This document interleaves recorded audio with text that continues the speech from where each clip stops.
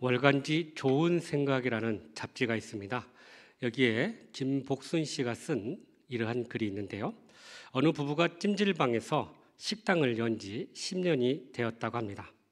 찜질방은 가족이나 친구들이 와서 함께 쉬다가 가는 곳인데요. 어떤 사람에게는 그곳이 거처가 되는 분들이 있습니다. 집을 잃고 또 갈 데가 없어서 그곳에서 와서 자고 먹고 하는 그런 장소가 된다는 거죠. 어떤 분들은 금방 집을 구해 나가는 사람도 있지만 어떤 사람은 여의치 못해서 그곳에서 장기 투숙을 하는 분도 있다고 합니다. 어느 날 여든이 넓은 한 어르신이 이곳에 오셨습니다. 이분은 사업을 하다가 부도가 나서 가족들과 헤어지게 되었고요. 그래서 중국으로 오가면서 보따리상을 하다가 그것도 코로나로 인해서 이렇게 그만두게 되었습니다. 그래서 오갈 데가 없어서 이 찜질방에 와서 거처하게 되었는데요. 이 사연을 듣고 불쌍히 여긴 이 식당 부부가 이분이 이렇게 기초생활수급자가 될 수 있도록 도와주었다고 합니다. 그래서 기본적인 생활을 할 수 있는 그런 기회를 주셨는데요. 주변에 많은 사람들이 이러한 어려움을 알고 식비도 대주고 찜질방비도 대주는 그런 사람들이 있었다고 합니다. 저마다 여기 오는 분들이 이렇게 사연이 있는데요. 특별히 이 찜질방에서 식당을 이렇게 하는 두 부부에게도 참 어려운 사연이 있었다고 해요. 두 아들이 있었는데 서울로 대학을 보냈습니다. 그래서 이 대학을 보내기 위해서 참 이 집을 내고 이 아이들 학비를 대면서 이분들도 찜질방에서 이렇게 살게 됐어요. 그래서 거기서 매일 살면서 음식을 팔고 그곳에 먹고 자고 했는데 이렇게 10년을 하면서 빚도 어느 정도 갚고 조금 삶의 여유가 생기기 시작했습니다. 그러면서 자기들이 받았던 그러한 축복들을 이제 좀 나누며 살아야 되겠다는 생각을 갖게 된 거죠. 그래서 남편이 이렇게 아내에게 이야기했답니다. 이곳에서 우리가 이렇게 어느 정도 먹고 살게 되었으니 손님들이 밥을 외상으로 먹고 떠나도 원망하지 맙시다. 우리가 건넨 식사 한 끼가 언젠가 그것이 우리 자식들에게 돌아오리라 여기면서 이제 나누고 베푸며 삽시다. 이렇게 이야기했다는 거예요. 여러분, 우리가 선행을 하면 없어지는 것 같지만 그것은 언젠가는 다 다시 돌아온다는 거예요. 우리 때 걷지 못하면요, 분명히 하나님께서 우리 자녀 후손들을 통해서 그것을 다 갚아주신다는 거예요. 그래서 바울 사도도 갈라디아서 6장 9절에 이런 말씀을 해요. 우리가 선을 행하되 낙심하지 말지니 포기하지 않으면 때가 이름에 거두리라 라고 말씀하고 있어요. 그러므로 우리가 기회 있을 때마다 섬기고 나누는 삶을 살 때 반드시 하나님의 은혜와 복을 누리게 될 줄로 믿습니다. 오늘 말씀은 아브라함이 지나가는 나그네를 섬기다가 큰 복을 받는 그런 이야기입니다. 하늘을 행하고 나서 어느 날 장막에 이렇게 앉아 있는데 햇볕이 중천에 떠 있는데요. 그 뜨거운 햇빛에 나그네 셋이 자기 집 장막 맞은편에 서 있던 거예요.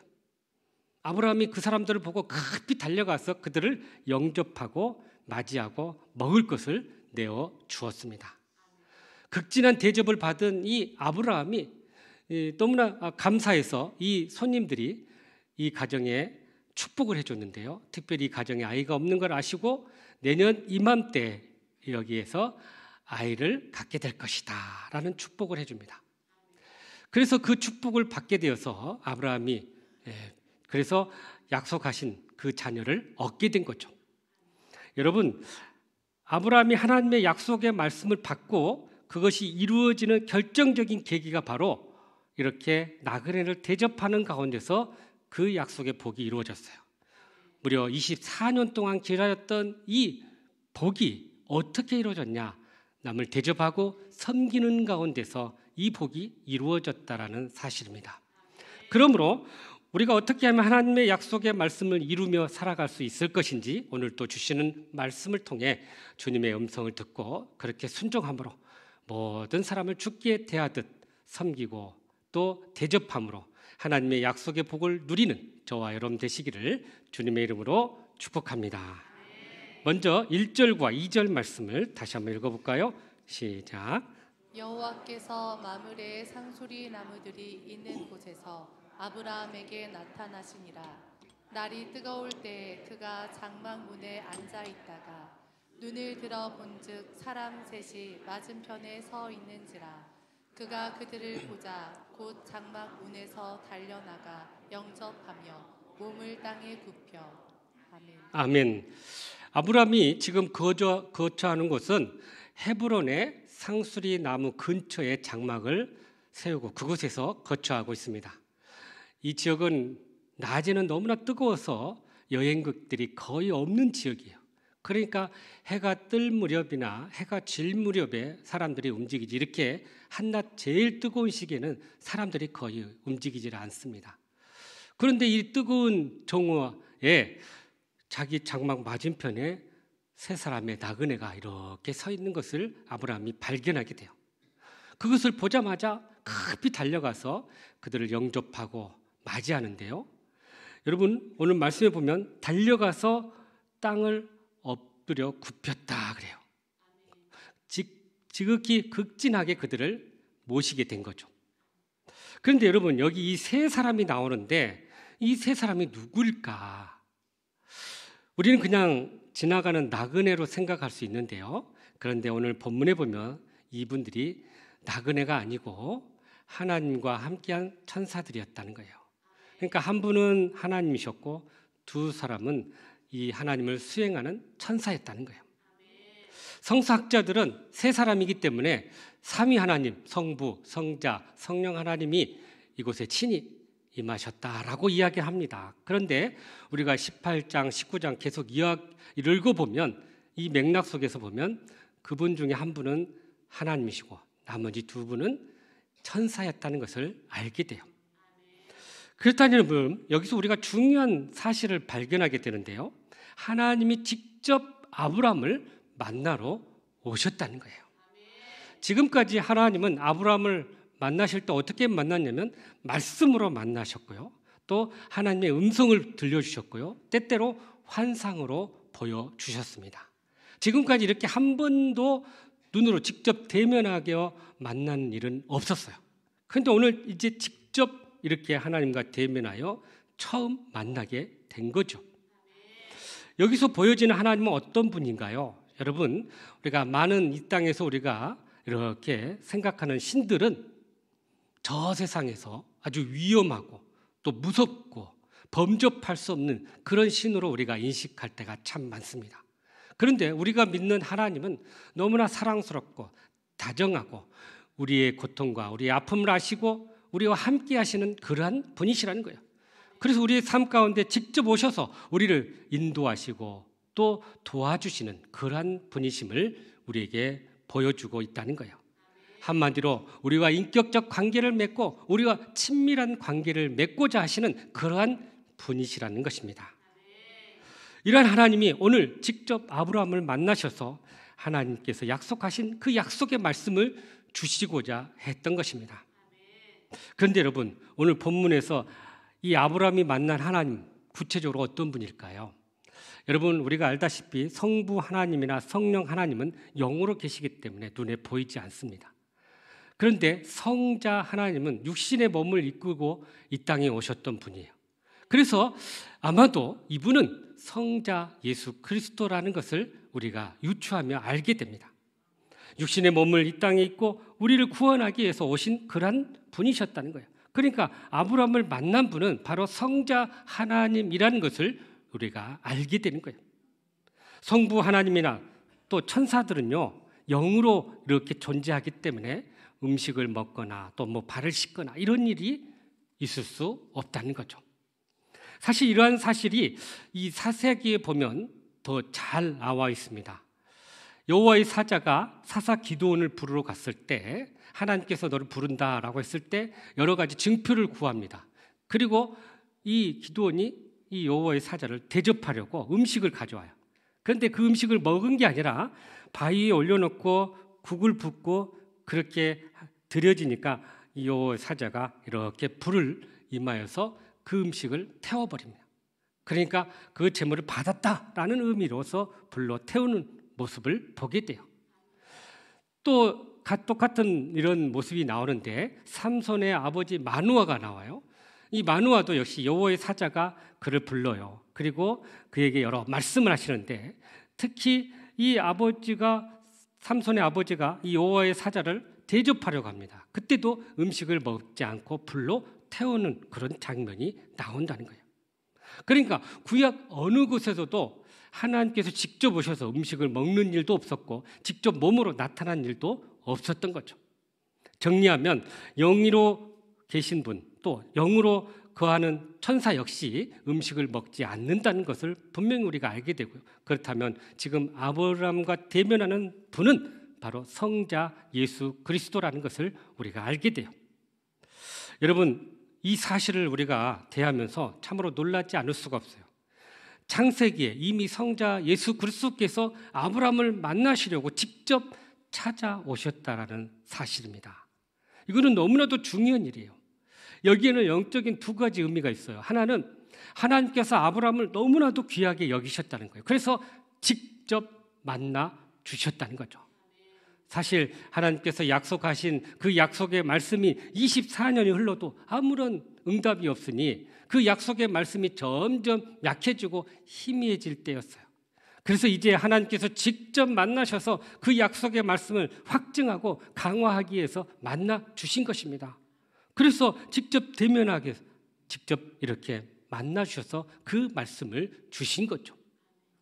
또 하나는 여기서 중요한 게 성자 하나님이 인류를 구원하기 위해서 이 땅에 성육사하신 그 분인데 그분이 장차 오실 것을 미리 예표한 사건이라는 거예요. 그러니까 2000년 전에 이미 예수님께서 이렇게 오실 것을 다 예고했던 거죠. 그래서 훗날 아브라함의 후손 중에 메시아가 나올 것이고 그 메시아가 바로 당신이신 예수 그리스도를 계시한 사건이 바로 이 사건이었던 거죠. 그런데 여러분, 우리가 이 본문에서 아브라함이 처음부터 이 나그네들을 하나님으로 인식하지 못했다는 것을 알게 됩니다. 우리가 이 말씀 2절에 보면 이 나그네를 보고 아브라함이 이렇게 행한 모습이 나와요. 장막문에서 달려나와서 영접하고 몸을 땅에 굽혔다라고 이야기합니다. 달려가서 영접하고 땀을 굽혔다.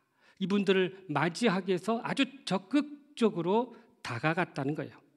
그들을 섬기기 위해서 적극적으로 나아갔다는 거예요. 마지못해서 억지로 그렇게 한 행동이 아니었다는 것을 우리가 알게 됩니다. 성경은 이렇게 나그네들을 대접하고 그들을 섬기는 것을 하나님께서 다 기억하시고 마지막 때 하나님께서 심판하실 때 그것을 이렇게 심판의 기준으로 삼겠다고 말씀합니다. 마태복음 25장에 보면 양과 염소의 비유가 나오는데요. 이때 양은 구원받은 사람들로 이렇게 오른편에 서 있고 염소는 구원받지 못한 자들을 상징하면서 왼편에 서게 합니다. 그런데 이 양, 그러니까 오른편에 있는 사람들에게 예수님께서 하신 말씀이 있어요. 마태복음 25장 35절 36절인데요. 한번 읽어보죠. 시작. 배가 주릴 때 너희가 먹을 것을 주었고 목마를 때 마시게 하였고 나그네 되었을 때 영접하였고 헐벗었을 때 옷을 입혔고 병들었을 때 돌보았고 옥에 갇혔을 때 와서 보았느니라. 아멘. 그러니까 오른편에 있는 이 사람들 말로만 사랑한 게 아니라 이렇게 어렵고 힘든 사람들에게 차가가서 하나님의 사랑을 나누어주고 섬기고 돌보는 그런 일을 했다는 거예요.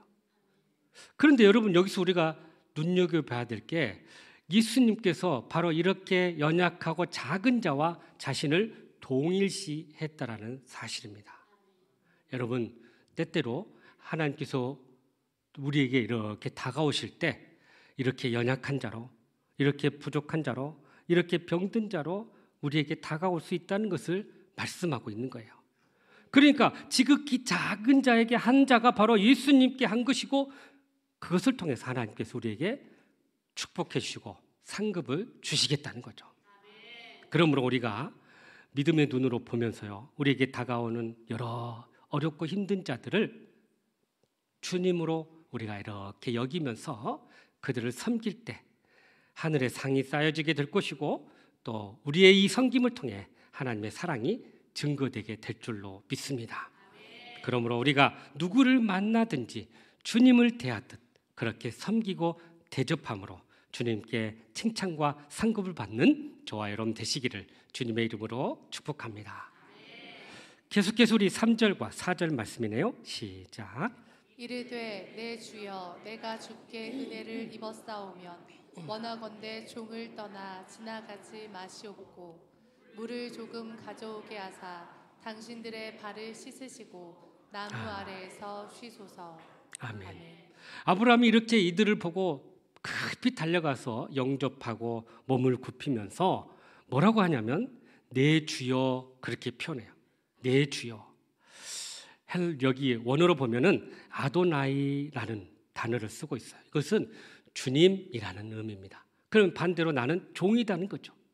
그러니까 나그네 지나가는 사람들에게 주님이라고 하고 자기는 종이라고 하면서 이분을 이렇게 높이고 우리 집에 들어와 영접하고 또 그들을 섬기기를 원했던 거예요. 여러분, 아브라함이 과연 이 나그네들을 하나님으로 인식했을까요?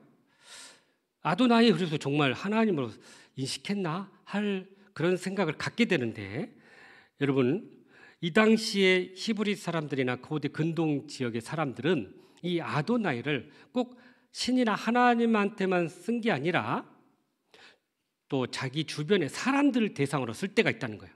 예를 들면 이렇게 존귀한 자들, 왕이나 또 관원들이나 이런 분들에게 아도나이라고 쓴 거예요. 그런가 하면은 아내가 남편한테도 아도나이라고 쓴다고 해요. 그리고 하인이 주인한테도 아도나이라고 쓴다고 합니다. 근데 이것을 어떻게 우리가 구분하냐? 근데 영어 성경에는 이걸 잘 구분해 줬어요. 이 나의 주여 할 때 my lord라고 하는데 이 lord의 앞에 대문자를 쓰면 이건 하나님을 쓸 때 사용하는 단어예요. 그런데 소문자 L을 쓸 때는 이거는 인간을 대상으로 할 때 나의 주여라고 쓴다는 거예요. 그런데 오늘 성경 보면 영어 성경에 보면 여기에 my lord를 소문자로 썼다는 거죠. 그러니까 하나님이 아닌 사람으로 인식하고 그들을 이렇게 아브라함이 높여 불렀던 거죠. 그래서 그들을 이렇게 초대해 가지고 영접하면서 대접할 수 있는 그런 기회를 얻고자 했던 거죠. 여러분, 여기서 우리가 한 가지 봐야 될 게, 우리가 어떤 분을 영접하는데 그분이 하나님이라고 생각할 때와 그냥 한 사람으로 생각할 때 우리의 마음의 자세가 어떻게 될까요? 많은 경우에 하나님이라면 더 정성을 다하고 더 마음을 다할 것입니다. 반대로 사람이라면 아까보다는 좀 그 무게감이 달라질 거예요. 그래서 바울 사도가 골로새서 3장 23절에 뭐라고 하냐면 이런 표현을 써요. 무슨 일을 하든지 주께 하듯 하라. 주님께 하듯 하라는 거예요. 사람을 대할 때도 우리가 나아가서 일할 때도 주님 앞에서 일하는 것처럼 또 우리에게 주어진 일들도 마찬가지고 우리가 대하는 사람도 주님을 대하듯이 하라는 거예요. 여러분, 사람에게 하다 보면은 좀 대충 하는 그런 모습을 우리가 좀 보게 되는데요. 우리나라 속담에 이런 표현이 나와요. 처삼천묘에 벌초하듯이라는 표현이 있어요. 이게 원래 조선 중기까지는요. 그래도 우리나라가 이 남녀 그렇게 차별하지 않았답니다. 그래서 유산을 남자 여자 동일하게 이렇게 줬다는 거예요. 그러다 보니까 제사도 돌아가면서 하고 또 처가의 일도 다 챙기면서 그 일을 했답니다. 그런데 중기 이후 특히 임진왜란 이후로 우리나라가 이 장자 중심의 상속 체계가 바뀌면서 가부장제가 강화되고 그리고 남존여비 문화가 형성되었던 거죠. 그러니까 이때부터는 여자를 그렇게 중히 여기지 않은 거예요. 그러니까 재산도 안 주고 또 처가 쪽에 그렇게 그런 일을 같이 나누어 하지 않았던 거죠. 그래서 이런 상황 속에서 바로 이 표현이 나온 거예요. 그렇게 참 아내의 일을 크게 도와주지 않고 또 처가 일을 크게 도와주지 않는 이 상황 속에서 처의 삼촌의 묘까지 누가 벌초하겠냐. 그러니 어떻게 하겠다는 거예요? 대충 하겠다는 거죠. 그런데 하나님은 우리에게 말씀하시기를 그렇게 하지 말라는 거예요. 사람을 하듯 하나님께 하듯 주님께 하듯 하라라고 말씀하고 있는 거죠. 여러분, 하나님은 우리의 헌신에 대해서 반드시 보상하시는 분이에요. 반드시 기억하시는 분이라는 거예요. 그래서 이 유대 랍비 중에 어떤 분이 이런 가르침을 줬어요. 이스라엘 백성들이 40년 동안 광야의 길을 걸을 때 하나님께서 그들을 입히시고 먹이시고 돌보시고 인도하시는 것은 바로 아브라함이 나그네들을 이렇게 영접했기 때문에 그거에 대한 보답과 보상으로 하나님이 이렇게 갚아주셨다라고 해석하는 분이 있습니다. 일리가 있어요, 여러분. 하나님은 이렇게 갚아주시고 또 이 모든 것들을 그렇게 보상해 주시는 분이라는 거죠. 오 헨리가 쓴 소설 현자의 선물이라는 책이 있는데요. 이 책에 이런 이야기가 나옵니다. 주인공 돈이라는 사람이 있는데 이 사람이 추운 겨울에 직업을 잃게 돼요. 그래서 먹을 게 없으니까 구걸을 하게 되는데 구걸을 할 데가 없어서 어디를 갔냐면 그 도시의 가장 비싼 식당 앞에 가서 구걸을 하게 됐어요. 그러니까 사람들이 오가면서 이렇게 이제 들어가는데 구걸을 하니까 뭐 다 준 건 아니죠. 외면하고 막 들어가는 사람도 있는데 어느 노 부부가 이렇게 지나가다가 그분의 이렇게 구걸했더니 남편은 그냥 들어가 버리고 아내가 불쌍히 여기면서 1달러를 이렇게 줬답니다. 1달러가 그렇게 큰 돈이 아니에요. 우리나라 돈으로 하면 지금으로 하면 좀 비싸지만 한 1,200원, 300원 그런데 그래서 이걸 받아가지고 이 사람이 50센트를 가지고 빵을 산 거예요. 빵을 사서 먹고 50센트를 가지고 있어요. 빵을 먹고 있는데 옆에 보니까 한 노인이 자신의 모습을 아주 부러워한 듯 보고 있는 거예요. 그래서 안타깝다 생각해서 이 50센트 남은 것을 가지고 빵을 사서 그 빵을 그 노인에게 넘겨 주었다고 합니다. 노인이 너무 감사하는 마음으로 받고 그것을 먹고 있는데요. 한참 먹다가 이렇게 신문지로 그 빵을 쌌어요. 그래서 내일 드시려고 하십니까? 그랬더니 아니라는 거예요. 저기에서 신문 팔고 있는 저 소년에게 나누어 주고 싶어서 그렇습니다 하고는 그 빵을 그 소년에게 주었어요. 소년이 감사하다고 그 빵을 받아서 먹었는데요. 그때 빵 냄새를 맡은 한 개가 와가지고 소년 앞에 있는 거예요. 그러니까 빵을 먹다가 이 소년이 부스러기를 개에게 이렇게 나눠준 거죠. 근데 그 모습을 본 돈리가 이 개의 모습을 가만히 보니까 목에 목걸이가 있는데 이 목 자세히 보니까 주소가 적혀져 있어요. 길을 잃은 개구나 생각하고 그 주소를 보고 집을 찾아가서 주인에게 이 개를 이렇게 넘겨줬어요. 그랬더니 그 주인이 너무 감사하다 하면서 10달러를 주고는 다음에 우리 가게 와서 일을 좀 했으면 좋겠다고 일자리를 이렇게 내어 주었다는 거예요. 여러분, 이 이야기가 뭘 이야기하냐면 한 여인의 이 1달러의 이렇게 나눠주는 그 사랑이 이것이 나누어지고 나눠져서 많은 사람들에게 행복을 증거했다는 거예요. 그래서 사람들이 이 한 사람의 그 헌신과 나눔을 통해서 행복을 얻고 또 세상이 아름다워졌다. 그런 이야기를 하고 있습니다. 여러분, 나눔은 행복의 시작이라는 거예요. 섬김은 주님을 기쁘게 해드리는 거예요. 그래서 우리가 진정한 행복은 바로 이 나눔과 섬김을 통해서 일어난다는 거예요. 여러분, 나누면 없어지겠지만 그것이 배가 되어서 다시 돌아온다는 거예요.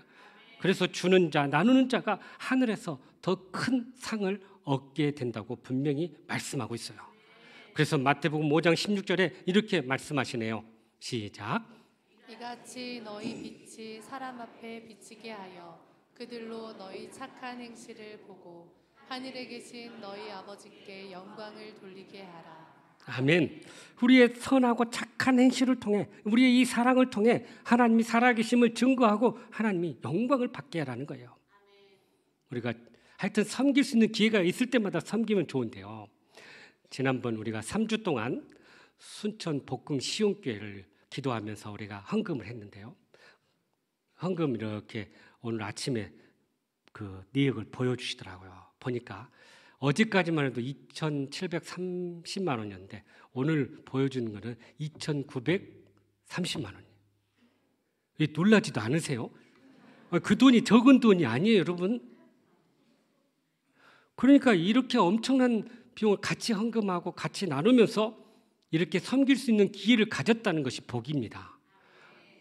우리도 이렇게 아름다운 성전을 짓고 은혜롭게 생활하고 있는데 주변에 어려운 교회들 돕는 것이 얼마나 큰 기쁨이에요. 그것이 다 우리에게 돌아온다는 거예요. 그러니 섬길 수 있는 기회가 있을 때마다 우리가 열심히 죽게 하듯 섬길 때 이 섬김을 통해 주의 사랑이 증거되고 하나님의 영광이 드러나게 될 줄로 믿습니다. 계속해서 마지막으로 우리 9절과 10절 말씀이네요. 시작. 그들이 아브라함에게 이르되 내 아내 사라가 어디 있느냐 대답하되 장막에 있나이다. 그가 이르되 내년 이맘때 내가 반드시 내게로 돌아오리니 내 아내 사라에게 아들이 있으리라 하시니 사라가 그 뒤 장막 문에서 들었더라. 아멘. 아브라함이 이렇게 이 나그네들을 자기 집으로 영접하고요, 발을 씻겨주고 떡을 내어주고 그리고 먹을 우유를 마시게 하고 심지어 송아지 새끼를 잡아서 고기를 대접해요. 여러분, 이 고기를 대접했다는 것은 굉장히 극진하게 대접한 것을 우리가 알게 됩니다. 그래서 이렇게 많은 그 대접과 사랑을 받으니까 이 나그네들이 이 아브라함을 축복하게 돼요. 그리고 이 가정에 아이가 없는 걸 알고 내년 이맘때 아이를 낳게 될 것이다 라고 말씀해 주십니다. 그 말을 들을 때 아브라함이 아마도 이거 어디서 많이 듣던 말씀인데 하나님께서 나에게 하신 말씀 아닌가 하고 그 언약의 말씀을 이렇게 기억하게 된 거죠. 약속이 희미해지고 또 약속이 이루어지지 않을 때 그 약속이 점점 약해지는 그 순간 하나님께서 직접 오셔서 바로 이렇게 하나님의 약속의 말씀을 다시 강화하고 확증해 주셨던 거죠. 바로 이 섬김을 통해서, 이 사랑의 나눔을 통해서 하나님은 그를 더 높여주고 그 약속을 이루어 주시기를 원했던 것입니다. 이처럼 하나님은 우리를 향한 약속을 결코 잊지 않으신다는 거예요. 하나님의 때가 이를 때 그 약속을 이루어 주신다는 거예요. 지금도 하나님은 내가 너와 한 약속을 잊지 않고 있다. 내가 너와의 약속을 기억하고 있다. 내가 이제 이루려고 한다 라고 우리에게 말씀해 주신다는 거예요. 그러니 우리는 이 약속의 말씀을 굳게 붙잡고 믿음으로 인내하고 기다리면서 그렇게 약속의 말씀을 이룰 수 있는 저와 여러분 되기를 간절히 바랍니다. 그런데 여러분, 이 말씀을 들은 사라의 반응이 참 재밌어요. 12절에 보니까 사라가 이 말씀을 듣고 한마디로 웃었다라고 이야기합니다. 우리가 18장에서 봤을 때도 아브라함이 하나님이 이 말씀을 들을 때 웃었다고 그랬거든요. 이게 믿음이 있어서 웃은 게 아니라 믿음이 없어서 비웃은 그런 표현이었던 거죠. 여러분, 하나님께서 말씀하신 것을 믿지 못해서 사라가 이렇게 웃었어요. 왜? 자기 남편은 이제 나이가 많고 자기는 경수가 끊어졌고 이런 상황에서 어떻게 아이를 낳는단 말인가, 말도 안 되지 하고 속으로 웃은 거예요. 이 웃음의 근저에는 못 믿겠다는 거예요. 하나님에 대한 불신앙이었던 거죠. 어쩌면 이 사라의 모습은 바로 우리들의 모습과 같다라고 생각할 때가 많습니다. 우리도 말씀을 이렇게 받지만 때때로 말씀을 받으면서도 우리의 상황과 형편에서는 이 말씀을 대할 때 이 말씀이 점점 약해지고 희미해질 때가 얼마나 많은지요. 상황과 형편을 보면서 점점 약속을 잃어버릴 때가 있어요. 그런데 하나님은 어떤 상황에서도 우리가 그 말씀 붙잡고 이겨내라는 것입니다. 전능하신 하나님이 우리의 그 불신 가운데, 비웃음 가운데 함께 하셔서 그것을 진정한 웃음으로 바꿔주신다는 거예요. 그래서 창세기 21장에 보면 내년 이맘때 날 이 아이가 태어나는데 바로 이삭인데요. 이삭의 이름의 의미가 뭔지 아세요? 웃음이에요, 웃음. 그러니까 이 사라의 비웃음을 진짜 웃음으로 바꾸어 주었던 거죠. 놀라운 일이에요.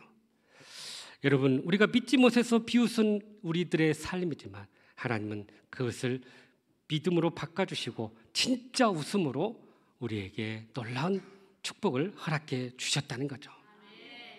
어느 교회의 한 여집사님이 목사님을 찾아왔어요. 목사님, 제가 하나님을 웃겼더니 하나님께서 제 기도에 응답해 주셨어요. 무슨 일인데요? 제가 남편을 위해서 그렇게 기도하고 남편의 구원을 위해서 그렇게 금식까지 했는데도 아무런 변화가 없었어요. 그런데 어느 날 아침 새벽에 새벽 기도를 나가다가 남편의 구두를 보고 지금 저렇게 누워있지만 이 구두를 내가 가져가서 하나님 앞에 드려야 되겠다. 그리고는 강대상 앞에 놓고는 이렇게 기도했답니다. 하나님, 구두가 먼저 나왔습니다. 주인도 곧 따라 나오게 해 주십시오. 그렇게 기도했어요. 그랬더니 자기가 기도해놓고는 하도 어이가 없어서 막 웃었대요.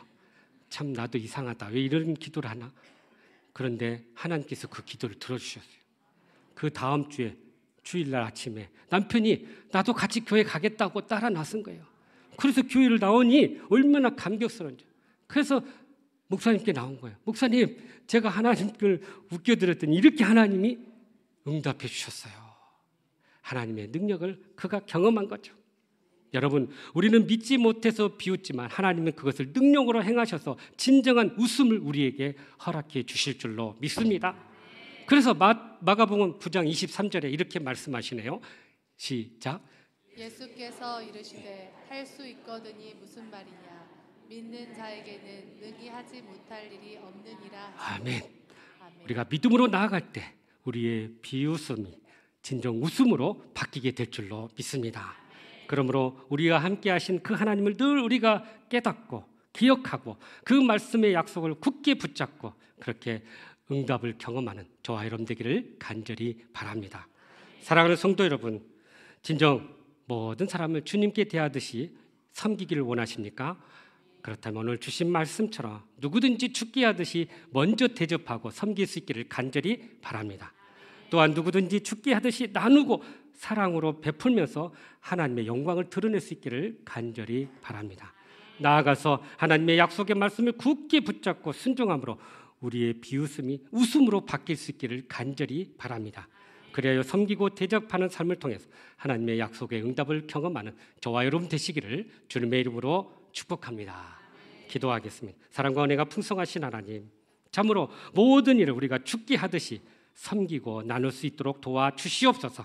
그래서 우리의 비웃음이 웃음으로 바뀌는 놀라운 역사가 있게 하여 주시옵소서. 예수님의 이름으로 기도하옵나이다. 아멘. 우리